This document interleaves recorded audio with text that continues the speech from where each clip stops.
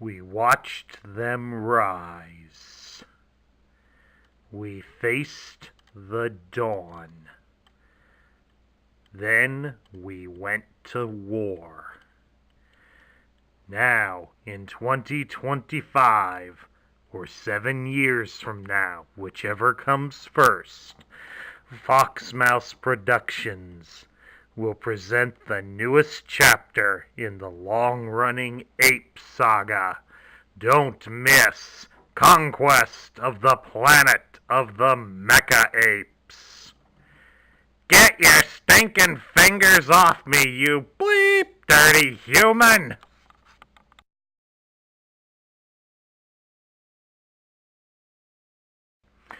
Hello everybody, Sparkster1701 here, and it's time for Rampage Month. This month we're going to do Transformers that are tied somewhat to the Rampage video game franchise. This week's character will be closely linked to the George character, who will also apparently be the star of the film alongside Dwayne "The Rock" Johnson.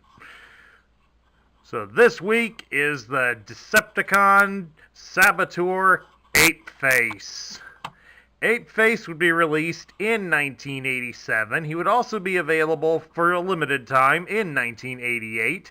He would be discontinued by 1989, and there would not be a replacement for him. Apeface here is a special kind of headmaster known as a HorrorCon. And in this case, we are not referring to a horror-themed convention where you could meet Robert Englund, Kane Hodder, Elvira, or Svengoolie. We are referring to a special type of Transformer that not only is a headmaster, but he is also a triple changer.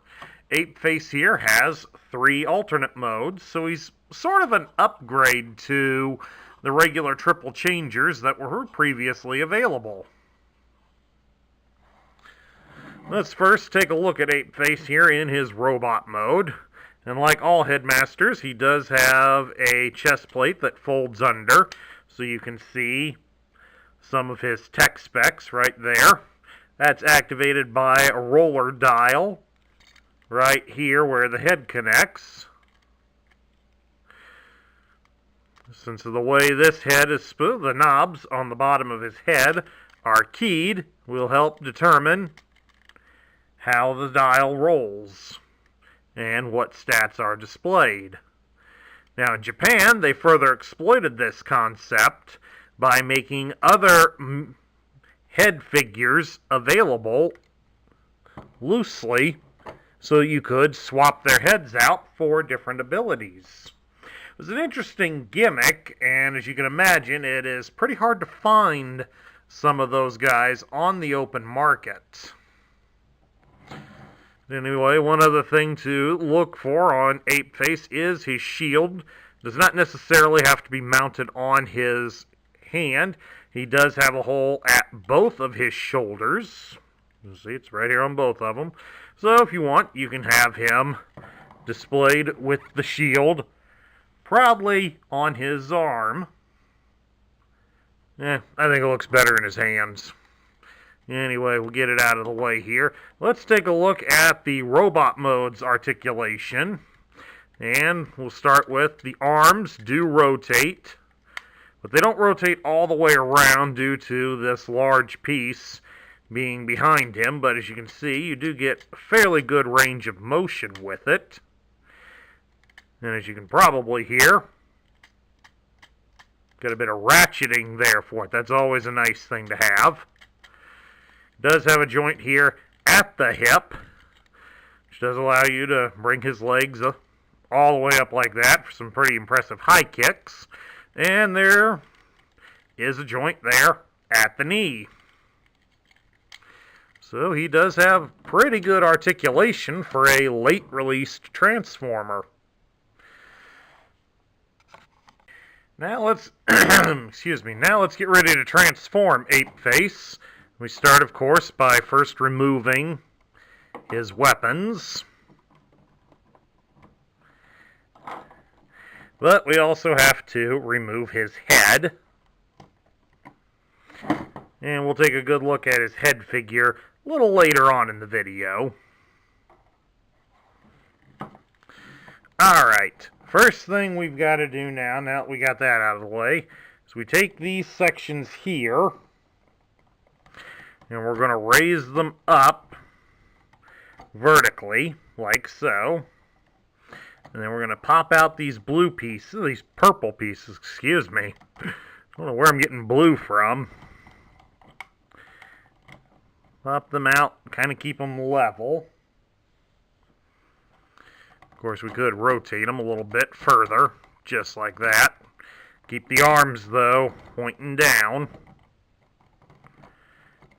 Then next, the arms, you're going to push the fists back, like so. Sorry, he's a bit on the loose side. And then now for the legs, you're going to rotate the leg back, then bend it at the hip, and press it right up against his body. Just exactly like that. And now we're going to flip him around, stand him semi-upright. Make some adjustments here so he'll stand a little better. These long black pieces we rotate forward. Just these parts, not the whole unit. And then next, you'll see these little notches here on this gray part. You'll use that to extend out the arm, and then fold out the purple claws underneath it. Same thing here with the other arm. These always go so well in rehearsal. And then the last step to get him ready is you'll take the head unit and simply turn it around and then plug it in to this notch here at the back. And there you have Apeface's first alternate mode, a gorilla. And while it is physically imposing, I mean, especially if we get him where he's standing totally straight up, it's okay. It's barely passable as a gorilla, to be in all honesty, but does have pretty good articulation. I mean, the legs do fold up pretty well here, as does the ankles. And the long gorilla arms do rotate fairly well. If you adjust the position of his regular robot arms, you do get a fair amount more range of motion. Let's see, can we get him? Can we get him down like how most gorillas stand? Somewhat, but since his head only looks straight down, that doesn't look quite right, folks. I mean, it's a fair attempt at best, but let's be honest here. That's barely going to work even in a child's imagination. I don't think it's going to work out. Sorry, Apeface, but oh well. Let's move right along then to his other alternate mode. And of course, to start it off, we have to remove his head again.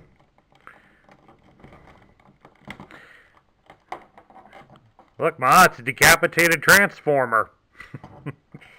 Okay, now that we got that out, we basically fold up the gorilla arms and fold the claws back in. And take the forearms and fold them back in as well.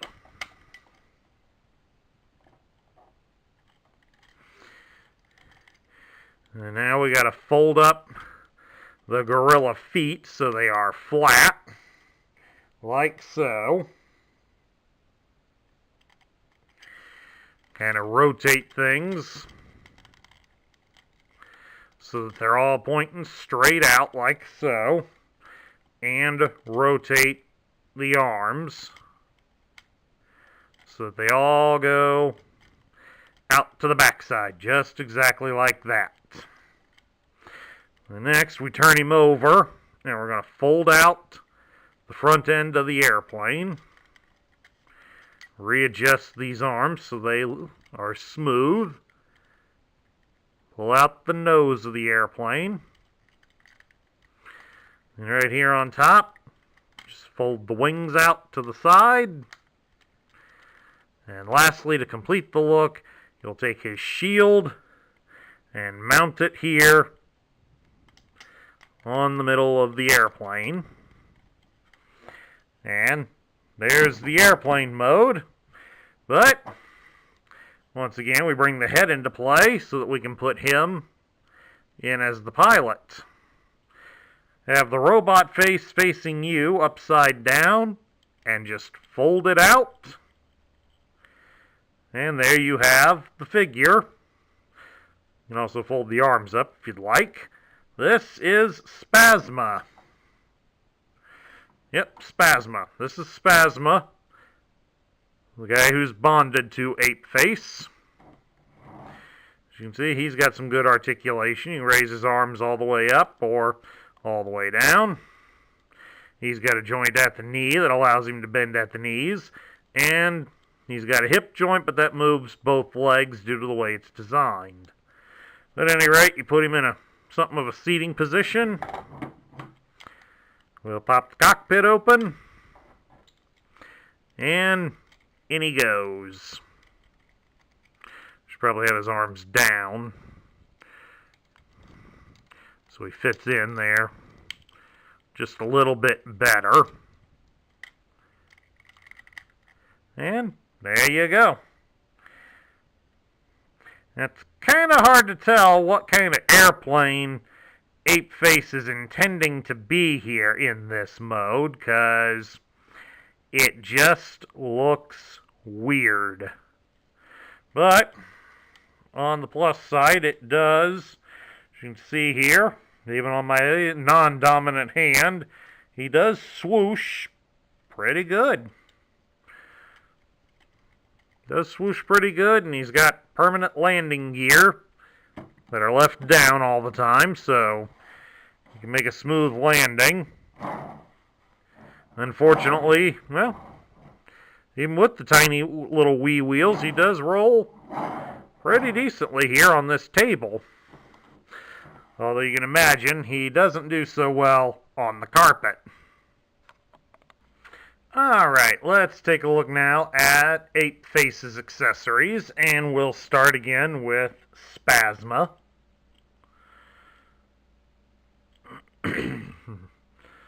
See, Spasma's backside is more or less taken over by the gorilla head, and he has the face of Apeface at his feet. Otherwise is pretty plain looking. I mean, you can barely even make out his face there. Would have been nice if they'd put a little extra paint up there. Next up, we have his electro shield. It's also known as a fin. And this is probably the hardest piece to find because it is made of very thin plastic, but it is pretty sturdy plastic. So it's not going to break easily, but it would not surprise me if there are a few broken samples out there on the market. So you'll want to take care to find a good one. That way the jet mode at least looks right. And then lastly we have his gun, which is known as a sonic boomer gun.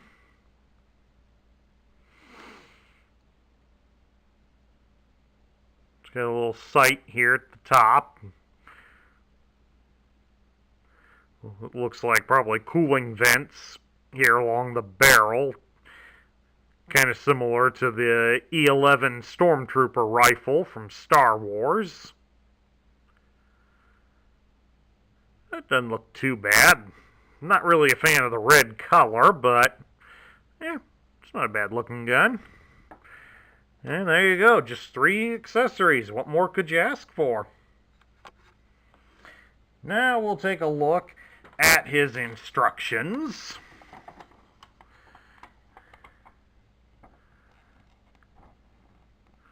There we go, even the instructions show, the cover shows that you can mount the shield on his arm, if you so choose. And here you go, all the stuff he came with. How to complete the look for the jet.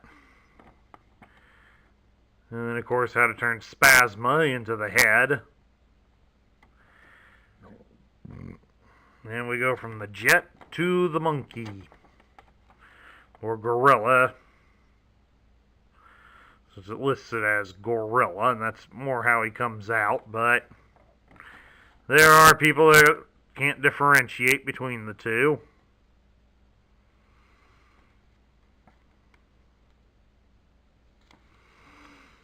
And there, once we have the gorilla finished,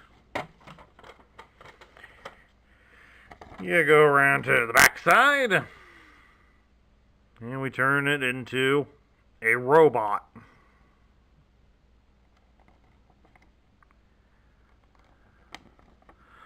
A little more complicated than some of the original triple changers, so that's nice to see that they made an improvement.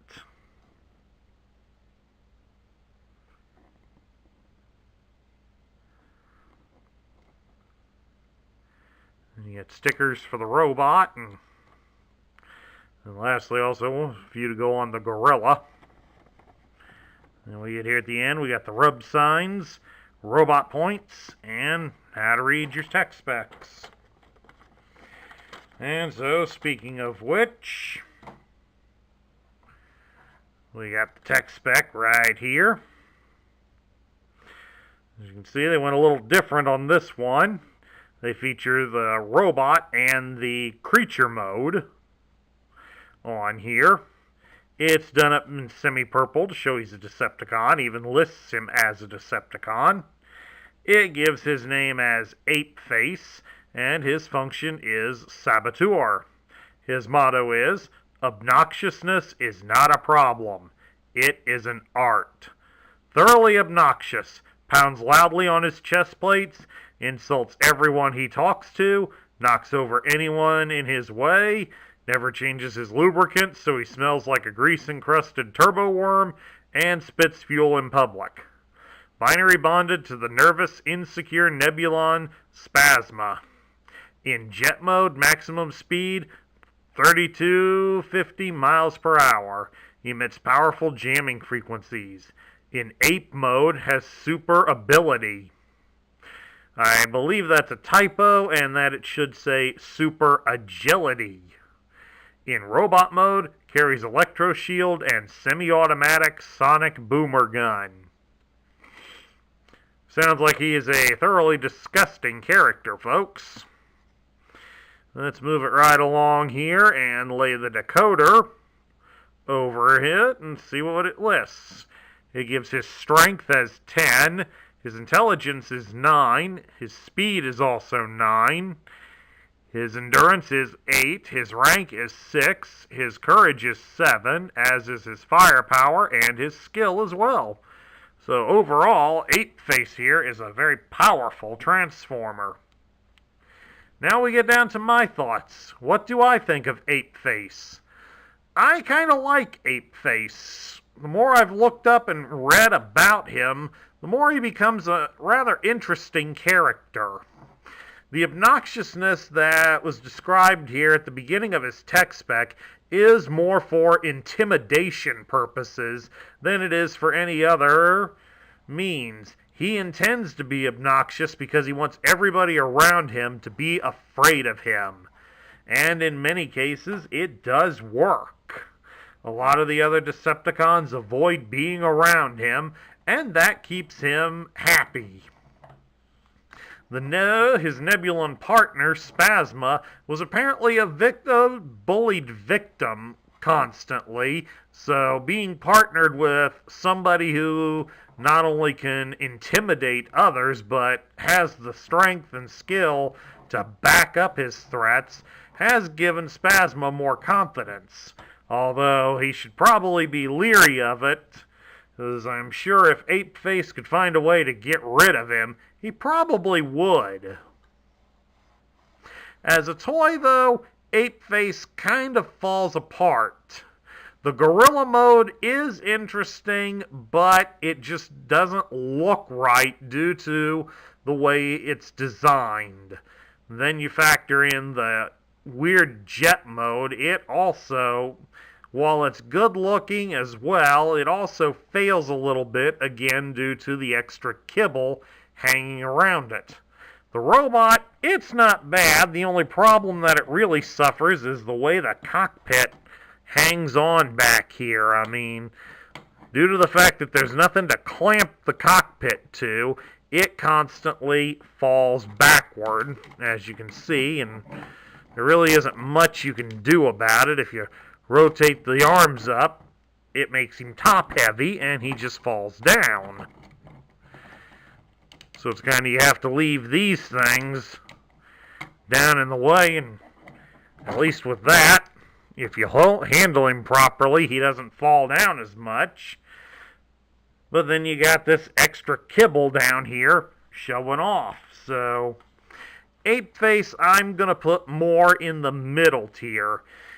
He's another saboteur, which the Decepticons by this point had plenty of. And in reality, really didn't need that many more of them. But he does get some credit for the fact that he is a very powerful transformer, and he is a triple changer, so he does deserve some credit for being something unique. But it keeps it, the way the toy is designed is the biggest hindrance that keeps him from being in the top tier. So I'm going to have to definitely go with the middle tier on this one, folks. And that concludes my review of the Generation 1 Decepticon Saboteur Apeface. If you liked the video, please leave a thumbs up here on YouTube. Also, don't forget, hit that subscribe button down below if you haven't already joined up with us. Please also consider leaving a like on the video and share your thoughts of Apeface in the comments section down below. This is Sparkster1701 saying Rampage Month is going strong for starters. Let's see how well we can do, and I'll catch y'all later.